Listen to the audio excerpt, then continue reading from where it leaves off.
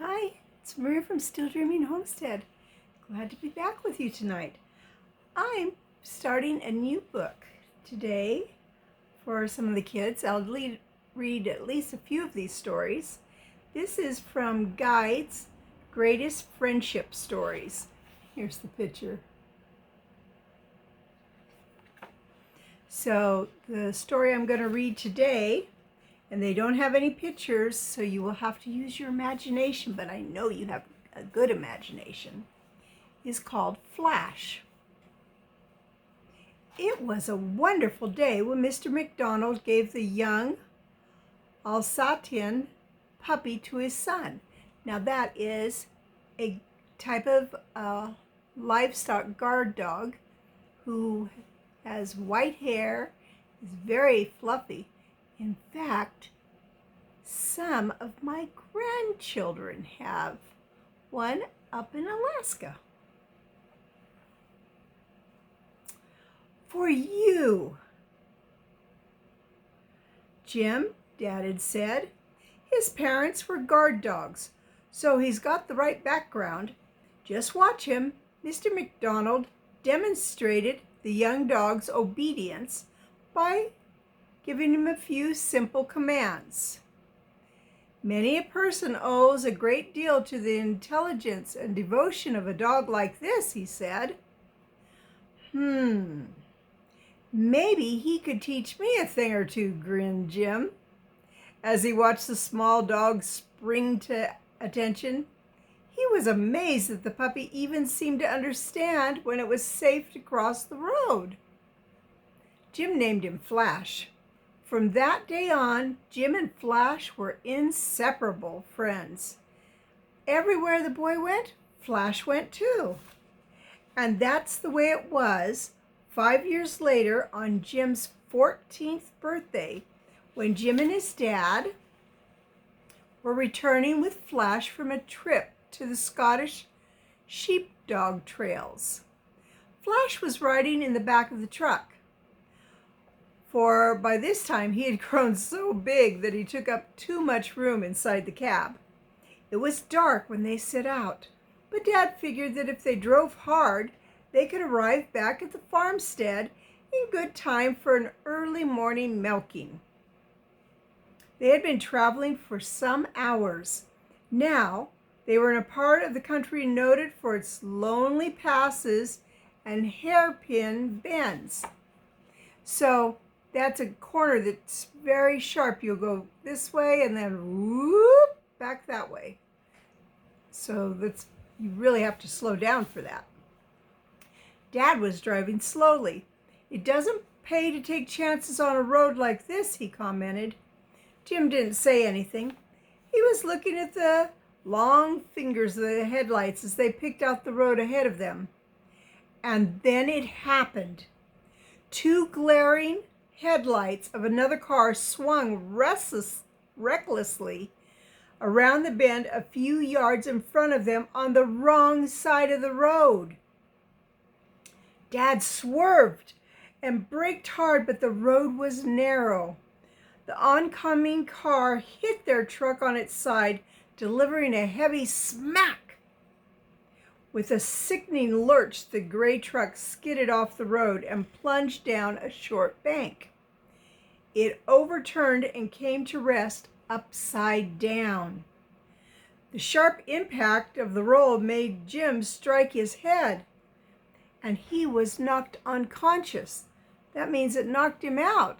It's like he was asleep.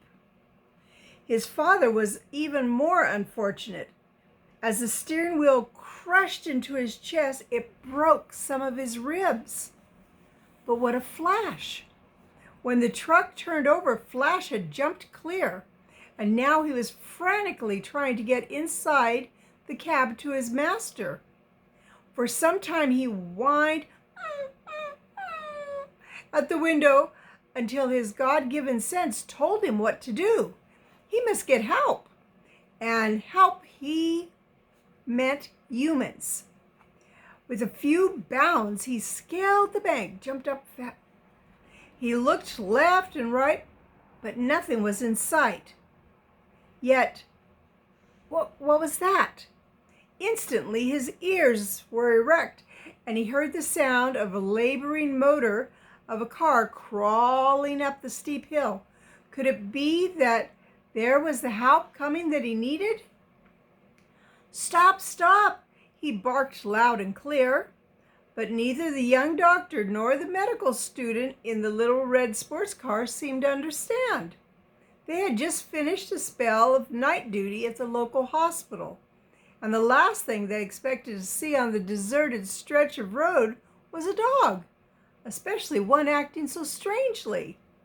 "Careful, Bob," Dr. Ted said. "That dog seems to be awful anxious about something." Bob began to slow down. Then, with a flying leap, Flash bounded onto the hood of the car. Whining piteously, he pawed the doctor's arm, which was resting on the open window.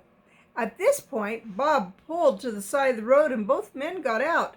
It was evident that something was wrong. Flash began to wag his tail. "Well, what is it, old boy?" asked Dr. Bali as he petted the dog's head. "What are you trying to tell me?" He hastily glanced around him, but in the early morning light his eyes missed the skid marks on the road. Flash barked sharply, ran on a few yards, and returned, wagging his tail furiously as he did, and he scampered off again. He stopped short at the point where the truck had left the road. Then he ran down over the bank. The doctor and his friend followed him and saw Flash whimpering and scratching at the window of a truck. Dr. Bali wrenched open the door and quickly examined Jim for signs of injury. "No apparent fractures here. He didn't break a bone, it doesn't seem," said the young doctor. "The boy's had a nasty bang on his head, though. Let's get him out. He can lie on this coat while I have a look at the driver. Looks as though it's a case of broken ribs for him." And so Dr. Bali and Bob made the patients as comfortable as could be. "Hurry, Bob, and call for emergency service." Dr. Bali bent again over the injured driver. It seemed a long time before the ambulance arrived at the remote spot, but at last it came, and soon Jim and his dad were in the hospital receiving treatment. Later on, they pieced together the events of that fateful night. The car that had pushed them off the road was found a few miles further on, where it had crashed into a tree. The driver was arrested for dangerous driving. As for Flash, he was given a special doggy dinner in recognition of his part in the rescue. For, as the doctor commented, without his help, Jim and his dad might not have been found in time to be helped. But the dog's real reward came the day when Jim and his father were well enough to come home. Flash was there to meet his friends at the door, barking and wagging his tail in great excitement. How good it was to be with them again. Well, have you ever heard the saying, a dog is man's best friend? I've kind of found that to be true, although cats are very special too.